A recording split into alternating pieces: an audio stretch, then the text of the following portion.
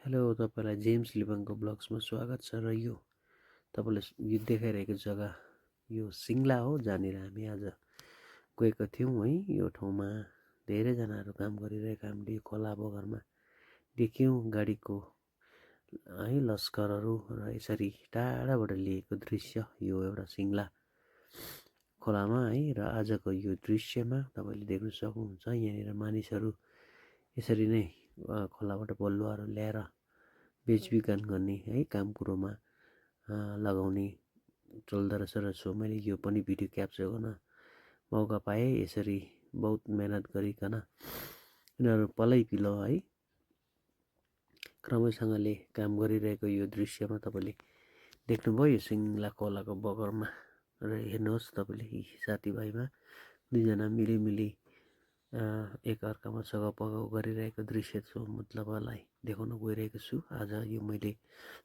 सिङ्ला जाने क्रममा लिएको थिएँ र यो जुन चाहिँ दार्जिलिङ जाने है यो सिङ्लाबाट यो ब्रिजबाट मैले लिएको हो। यो सुन्दर खोला तपाईँले देखिसक्नुभयो है। यहाँनिर आफ्नै गतिमा बगिरहेको यो सानो खोला है। अहिले यो बेलामा यो सानो छ, तर समयमा यो एकदम ठुलो खोलामा परिणत हुँदछ है।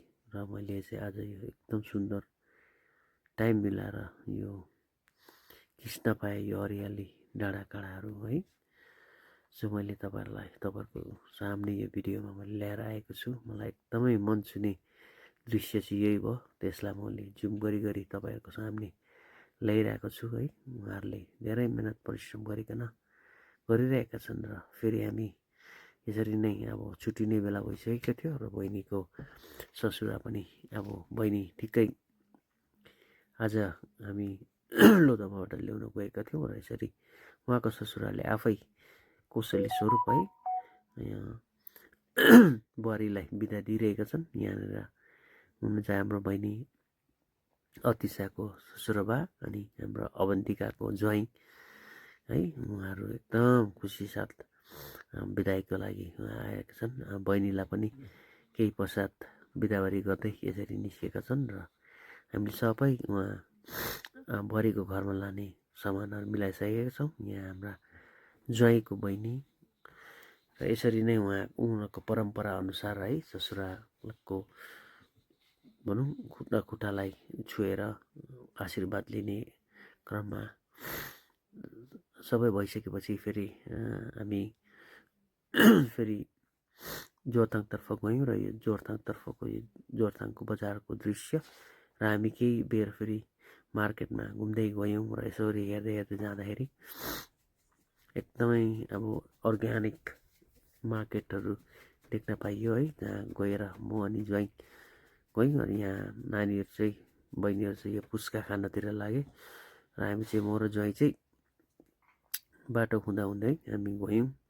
र यसरी ज्वाइँले पनि एकदम पुच्काको स्वाद लिँदै बहिनी अवन्तिका पनि पुच्काको स्वाद लिइरहेका छन्। जसरी बुहारी पनि। अनि यहाँनिर एकदम फर्साइलो रहेछ। यहाँ मैले यो भिडियोमा मैले लगाइनँ। पुच्का हाल्ने बहिनी चाहिँ एकदम फर्साइलो रहेछ। उहाँ मिठो स्वरमा बोलिराख्नु भएको थियो है। सो मैले उहाँले भनिराख्नु भएको थियो तपाईँले फेसबुकमा हाल्नुहुन्छ होला है भन्दाखेरि होइन भनिकन मैले उहाँलाई मन भुलाएँ होइन। र फेरि हामी त्यही ठाउँमा केही क्षण हामी त्यहाँनिर बस्यौँ। र फेरि हामी आफ्नो गन्तव्यतिर लाग्ने क्रममा फेरि हामी हिँड्दै त्यहाँबाट निस्केर फेरि आयौँ है।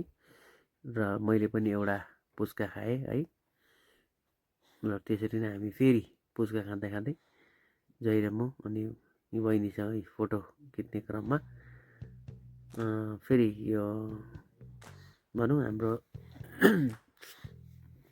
जोरथाङ बजारको केही दृश्यहरू मैले खिचेको थिएँ। सो यो तपाईँले देखिसक्नु भएको छ। र यहाँनिर कतिपय भिडियोहरूमा ब्लर पनि आएको छ। त्यसरी नै हामी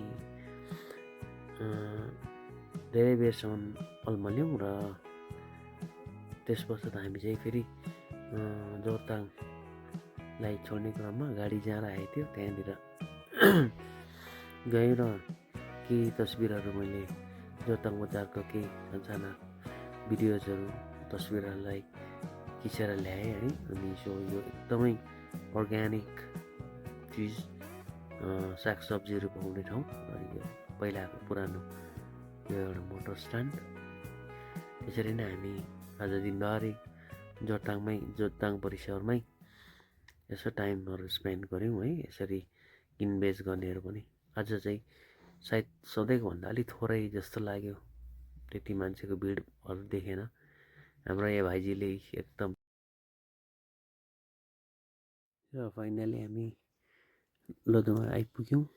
सिङ्लाबाट यहाँ बहिनी उत्रिरहेको छ। अब यसलाई तल रुमसम्म लाने काम भइरहेछ र बहिनी आउँदैछ ओह्रालो है। अब यसलाई रुमसम्म पुर्याउने काम भइरहेको छ।